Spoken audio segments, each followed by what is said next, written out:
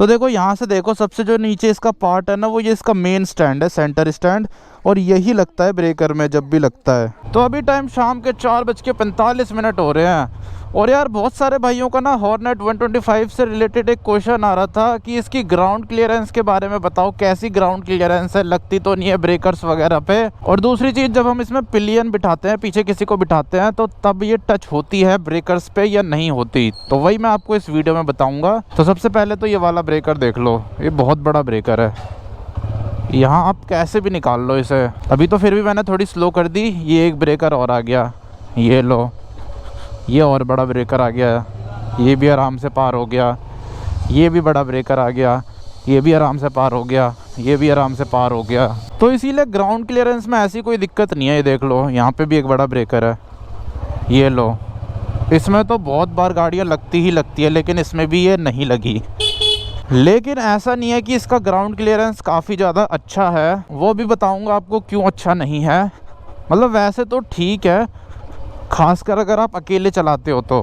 देखो अकेले चला रहा हूँ, अकेले में तो आप स्पीड में भी ब्रेकर कुदा दो, नहीं लगती है नीचे, चाहे कितना भी बड़ा ब्रेकर हो। ओ भाई, यहाँ पे क्या है, लोहा लोहा सा, ये तो रास्ता ही ब्लॉक हो रखा है। यू टर्न भी नहीं ले सकता यहाँ से। तो इसमें कैसे ही ब्रेकर आप कुदा लो, कितने भी ब्रेकर में स्पीड से निकाल लो, ब्रेकर में ये टच नहीं होती नीचे से। तो इतनी ग्राउंड क्लियरेंस तो दे रखी है कंपनी ने, जिसकी वजह से ग्राउंड क्लियरेंस के मामले में तो इस बाइक में कोई भी दिक्कत नहीं है। अभी फ़िलहाल कोई ब्रेकर तो आ नहीं रहा, लेकिन ऊबड़ खाबड़ रास्ता आ रहा है। यहाँ पे ये ढक्कन सा है, ये भी ऊँचा नीचा है, तो देखो यहाँ पे भी नहीं लगी। अरे कितना ऊबड़ खाबड़ रास्ता है। ये देखो यहाँ पे भी बहुत ऊँचा नीचा है, यहाँ पे भी नहीं लगी, आराम से निकल गई। तो इसीलिए बिल्कुल भी दिक्कत की बात नहीं है ग्राउंड क्लियरेंस को लेके, क्योंकि बहुत सारे भाइयों को ग्राउंड क्लियरेंस से रिलेटेड भी बहुत ज़्यादा चिंता है, क्योंकि इसकी ग्राउंड क्लियरेंस कम है ना। अगर आप एक्सट्रीम से कंपेयर करो तो इसकी ग्राउंड क्लियरेंस काफ़ी ज़्यादा कम है। इसकी शायद 166 mm है ग्राउंड क्लियरेंस। अब देखो ये बड़ा ब्रेकर आ गया दोबारा से, ये देख रहे हो। ऐसा भी नहीं है कि मैंने बहुत ज़्यादा स्लो करी है, नहीं तो इन ब्रेकरों में तो अच्छी अच्छी गाड़ियाँ बाइकें लग जाती है नीचे, मतलब जिनकी ग्राउंड क्लियरेंस कम होती है। गाड़ियाँ तो लगती है, अल्टो यहाँ से निकाल दो, लगती है 100%, अगर उसमें 4 लोग बैठे हैं। वैगनार भी लग जाती है कई बार, क्विड भी देखी है मैंने लगती हुई, इर्टिगा देखी है लगती हुई, मतलब वैसे तो बहुत सारी गाड़ियाँ देखी है मैंने लगती हुई। चलो अब मेन रोड पर निकल जाते हैं। ब्रेकर में कुदा के मैंने आपको दिखा दिया है, कोई और रास्ते में ब्रेकर आएगा तो उसमें भी दिखा दूंगा। हाँ, तो मैं बता रहा था इसकी ग्राउंड क्लियरेंस कम है, जिसकी वजह से बहुत सारे भाइयों को मतलब जानना है कि ग्राउंड क्लियरेंस कितनी कम है, आखिर ब्रेकर वगैरह पे लगती है, ऊबड़ खाबड़ रास्ते में लगती है या नहीं लगती। तो उसका जवाब तो आपको मिल ही गया होगा, ऐसे नहीं लगेगी, चाहे आप कितने ही बड़े ब्रेकर से कुदा दो या कितने ही ऊबड़ खाबड़ रास्ते में चला लो। एक बार कहीं साइड में रोक के इसकी ग्राउंड क्लियरेंस दिखाता हूँ आपको। ओ भाई, यहाँ इतने सारे लोग क्यों खड़े हैं, शादी में जा रहे होंगे शायद। आजकल शादियों का सीज़न चल रहा है दिल्ली एनसीआर में। और सामने देखो यार, सनसेट हो रहा है, बहुत ही ज़्यादा सुंदर। सनराइज़ और सनसेट देखने में बहुत मज़ा आता है। ओ भाई, ऐसे टर्न पे ओवरटेक कर रहे हैं 2 बड़े बड़े ट्रक। तो अब यार आपको ग्राउंड क्लियरेंस दिखाता हूँ अपनी हॉर्नेट 125 की। अभी ये साइड स्टैंड पे लग रखी है, तो देखो कुछ इतनी इसमें आपको ग्राउंड क्लियरेंस मिलती है। अगर मैं ऐसे हाथ से दिखाऊँ ना, आपके एक हाथ और थोड़ा सा और है, बाकी वो हाथ पे भी डिपेंड करता है। मेरे हाथ तो छोटे हैं तो मेरे हाथ ज़्यादा लगेंगे, किसी का बड़ा हाथ होगा तो एक पूरा हाथ फिट हो जाएगा, इतनी ग्राउंड क्लियरेंस है। और अगर मैं इस बाइक में आपको नीचे सबसे लोएस्ट पार्ट दिखाऊं ना, तो देखो यहाँ से देखो, सबसे जो नीचे इसका पार्ट है ना, वो ये इसका मेन स्टैंड है, सेंटर स्टैंड, और यही लगता है ब्रेकर में जब भी लगता है। तो वैसे तो ये बाइक लगती नहीं है जल्दी से नीचे ब्रेकर वगैरह पे, लेकिन जब इसमें ना 2 लोग बैठ जाते हैं तब लग जाती है बहुत ईजीली। अगर आप ऐसे नॉर्मली स्पीड से निकालोगे जैसे एक में बिठा के निकालते हैं, लेकिन अगर आप अकेले चलाते हो फिर नहीं लगता इसमें कुछ भी, फिर तो आराम से पार कर लेती है कितने भी बड़े ब्रेकर को। लेकिन जब इसमें 2 लोग बैठ जाते हैं ना, तब ये बहुत इजीली लग जाती है। और जो नीचे लगता है पार्ट, वो इसका ये स्टैंड है, और कुछ नहीं लगता, बस ये स्टैंड लगता है। अब पता नहीं जो कंपनी ने इसकी ग्राउंड क्लियरेंस नापी है वो यहाँ बीच से नापी है या ये साइड स्टैंड से नापी है, मतलब मेन स्टैंड से नापी है। अगर स्टैंड से नापी होगी ना, फिर तो इसकी ग्राउंड क्लियरेंस काफ़ी ज़्यादा है। अगर आप स्टैंड हटा दोगे मेन वाला, लेकिन उसे हटा नहीं सकते, फिर आपकी गाड़ी सीधी खड़ी नहीं होगी।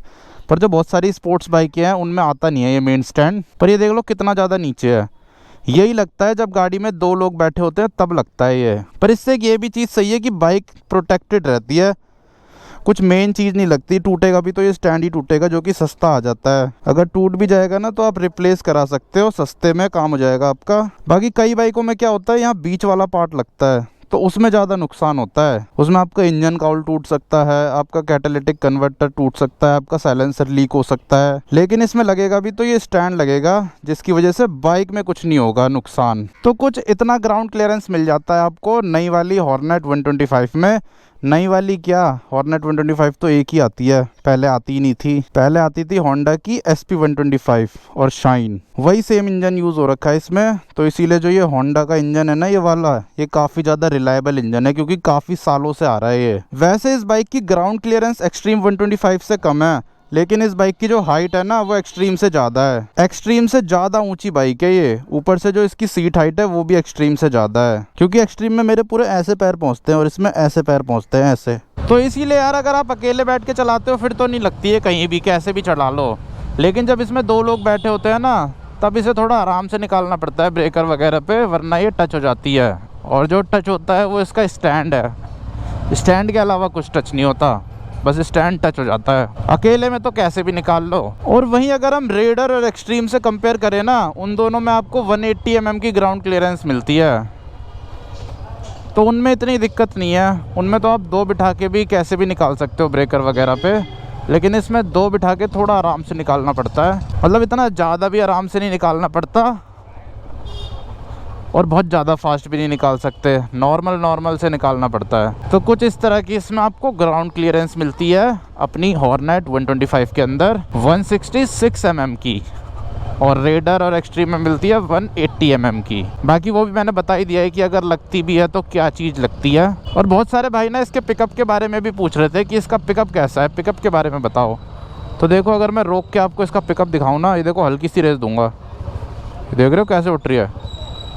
तो पिकअप बहुत तगड़ा है इसका, एक्सट्रीम से भी ज़्यादा तगड़ा है। एक्सट्रीम से इसमें 0.5 Nm जो टॉर्क है ना वो ज़्यादा मिलता है, जिसकी वजह से इसमें पिकअप ज़्यादा है। ऊपर से ये हल्की भी है, 126 किलो की है। एक्सट्रीम शायद 136 किलो की है, 126 भी नहीं है यार, ये 124 kg की है। एक्सट्रीम 136 किलो की है। अब जो नई वाली आई है उसका नहीं पता वो कितने किलो की है, हो सकता है वो और ज़्यादा किलो की हो। तो इसीलिए पिकअप इसमें ज़्यादा मिलता है आपको कंपैरिजन में, लेकिन पावर एक्सट्रीम में ज़्यादा मिलती है ऑन पेपर भी और वैसे भी। ये 100 में दम तोड़ देती है, 100-110 में। वैसे तो एक्सट्रीम भी तोड़ ही देती है थोड़ा थोड़ा दम, लेकिन थोड़ा थोड़ा बच जाता है। वही यार 125 सीसी की बाइक है, इतना ही भग पाती है। लेकिन 100 की स्पीड में जितनी स्टेबल ये रहती है उतनी एक्सट्रीम नहीं रहती, क्योंकि इसमें आपको स्टिफ सस्पेंशन मिलते हैं और ऊपर से USD फोक्स मिलते हैं। स्टिफ सस्पेंशन जो होते हैं ना, उसमें ये फ़ायदा रहता है, कॉर्नरिंग अच्छी होती है, हाई स्पीड में गाड़ी बहुत स्टेबल रहती है। और जो सॉफ्ट सस्पेंशन होते हैं उनका ये ड्रॉबैक रहता है, कॉर्नरिंग पे गाड़ी इतनी स्टेबल नहीं रहती और हाई स्पीड में, लेकिन वो ऑफ रोड में ज़्यादा अच्छी रहती है। मतलब ऑफ रोड और सिटी के हिसाब से दोनों के अपने अपने फ़ायदे और नुकसान है, लेकिन USD फोक्स ज़्यादा बढ़िया है, देखने में भी अच्छे लगते हैं, गाड़ी का लुक इन्हेंस करते हैं और परफॉर्म भी तगड़ा करते हैं। हैंडलिंग बहुत अच्छी कर देते हैं, मतलब राइड का पूरा फील बदल देते हैं। वैसे अब तो जो टूरिंग बाइकें हैं, ऑफ रोडिंग बाइकें हैं, उनमें भी USD फोक्स आ रहे हैं। जैसे कि TVS की जो नई एडवेंचर बाइक है उसमें भी USD फोक्स है। यामाहा की जो नई आई है टूरिंग वाली बाइक जिसमें गोल्ड लाइट है, 155 सीसी है, वो भी वही सेम MT-15 R15 वाला इंजन है उसमें, तो उसमें भी USD फोक्स आ रखे हैं। TVS रोनिन में USD फोक्स आते हैं। तो इसीलिए अब तो हर टाइप की बाइक में USD फोक्स ही आ रहे हैं, क्योंकि अब USD फोक्स का ही ज़माना है, टेलीस्कोपिक का ज़माना जा चुका है। Telescopics are too old for 2025 and 2026।